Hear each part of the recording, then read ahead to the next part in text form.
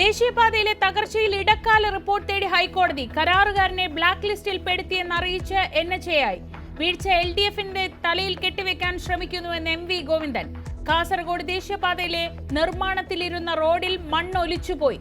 കൂരിയാട് ദേശീയപാത ഇടിഞ്ഞപ്പോൾ കാർ യാത്രക്കാർ അത്ഭുതകരമായി രക്ഷപ്പെട്ടതിന്റെ ദൃശ്യങ്ങൾ ന്യൂസ് 18.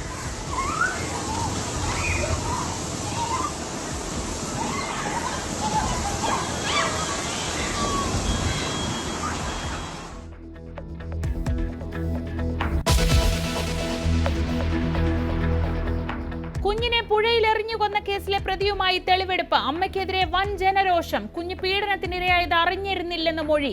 കുട്ടിയെ തന്നിൽ നിന്ന് അകറ്റാൻ ശ്രമിച്ചത് കൊലപാതകത്തിന് പ്രേരണയായെന്നും സന്ധ്യ.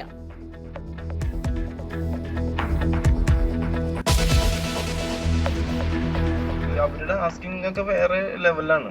അപ്പൊ നമ്മൾക്ക് ഇത് എന്തോ ഒരു ഓഫർ ഇടാൻ പറ്റും. നിങ്ങൾക്ക് പറ്റുന്ന ഒരു ഓഫർ അല്ല സാറ് ഒരു 10-30 ലക്ഷം ടോക്കൺ അറേഞ്ച് ചെയ്യും. ED ഉദ്യോഗസ്ഥൻ പ്രതിയായ വിജിലൻസ് കേസിൽ കൂടുതൽ തെളിവുകൾ പുറത്ത്. രണ്ടാം പ്രതിയും പരാതിക്കാരനും തമ്മിലുള്ള ശബ്ദ സംഭാഷണം ന്യൂസ് 18. 30 ലക്ഷം അഡ്വാൻസ് നൽകിയാൽ കേസ് ഒതുക്കി തീർക്കാമെന്ന് വിൽസൺ. മുൻകൂർ ജാമ്യം തേടി ED assistant director Shekhar Kumar ഹൈക്കോടതിയിൽ.